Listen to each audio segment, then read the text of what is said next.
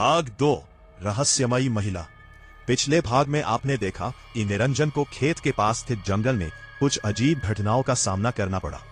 उसे बार बार ऐसा महसूस हो रहा था जैसे कोई उसे देख रहा हो, लेकिन उसे वहां कोई दिखाई नहीं दिया। अब आगे।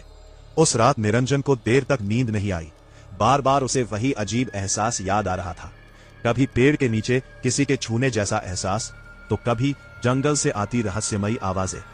आखिरकार रात बीत गई और सुबह हो गई। निरंजन रोज की तरह खेत जाने के लिए तैयार हो गया। मां ने उसके लिए खाना और पानी बांध दिया। कुछ ही देर में वो अपने खेत पहुंच गया। आज भी उसका मन काम में पूरी तरह नहीं लग रहा था। बार बार उसकी नजर उस घने जंगल की ओर चली जाती, जैसे उसे किसी का इंतजार हो।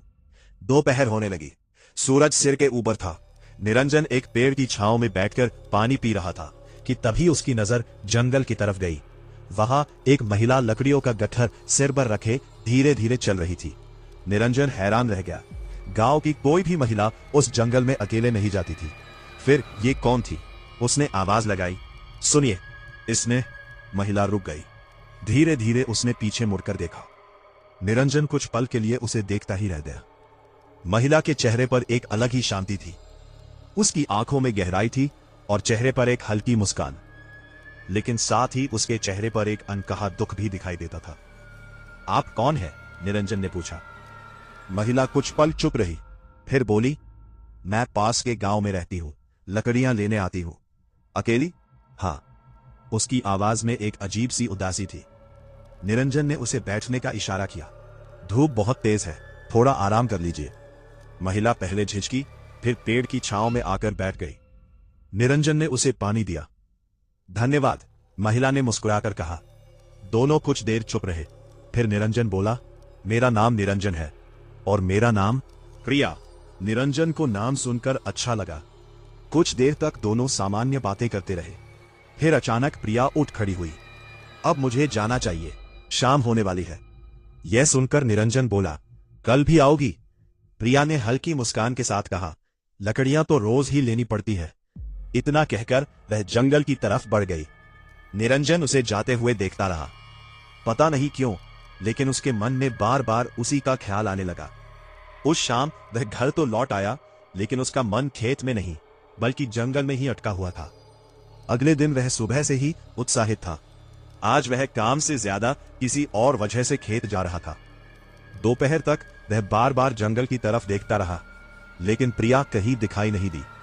समय बीतता गया। निरंजन थोड़ा निराश होने लगा। उसे पायल की हल्की छन छन सुनाई दी। उसने तुरंत पीछे मुड़कर देखा। सामने प्रिया खड़ी थी। उसके चेहरे पर वही शांत मुस्कान थी। लगता है किसी का इंतजार हो रहा था, प्रिया ने मुस्कुराते हुए कहा। निरंजन थोड़ा झेप गया। दोनों पेड़ के नीचे बैठ गए। आज वे पहले से कहीं ज्यादा बातें करने लगे। निरंजन को पता चला कि प्रिया अकेली रहती है। वो बहुत कम लोगों से मिलती जुलती है। उसकी बातें सुनकर निरंजन को उसके लिए अपनापन महसूस होने लगा। समय कैसे बीत गया दोनों को पता ही नहीं चला। लेकिन तभी अचानक तेज हवा चलने लगी। आसपास के पेड़ जोर जोर से हिलने लगे। जंगल से किसी के रोने जैसी आवाज आने लगी। दोनों एकदम चुप हो गए। प्रिया के चेहरे का रंग उड़ गया। उसने घबराकर जंगल की तरफ देखा, जैसे उसे किसी बात का डर हो। क्या हुआ? निरंजन ने पूछा। प्रिया कुछ पल चुप रही, फिर धीमी आवाज में बोली, तुम्हें शाम होने से पहले यहां से चले जाना चाहिए। क्यों? प्रिया ने उसकी आंखों में देखते हुए कहा, क्योंकि इस जंगल में हर चीज वैसी नहीं है जैसी दिखाई देती है। ये कहकर वह जल्दी जल्दी जंगल की तरफ चली गई। निरंजन उसे रोकना चाहता था, लेकिन वह देखते ही देखते पेड़ों के बीच गायब हो गई। अब निरंजन के मन में कई सवाल थे। प्रिया आखिर थी कौन? वह जंगल से इतना क्यों डरती थी? और सबसे बड़ा सवाल, क्या उसका संबंध उस रहस्य से था जो वर्षों से इस जंगल में छिपा हुआ था? निरंजन को अभी इन सवालों के जवाब नहीं मिले थे, लेकिन बहुत जल्द उसे ऐसी सच्चाई पता चलने वाली थी जो उसकी पूरी जिंदगी बदल देने वाली थी। उस जंगल का असली रहस्य क्या था? जानने के लिए देखिए कहानी का भाग 3। वीडियो पसंद आए तो लाइक करें, चैनल को सब्सक्राइब करें और बेल आइकन जरूर दबाएं। मिलते हैं भाग 3 में।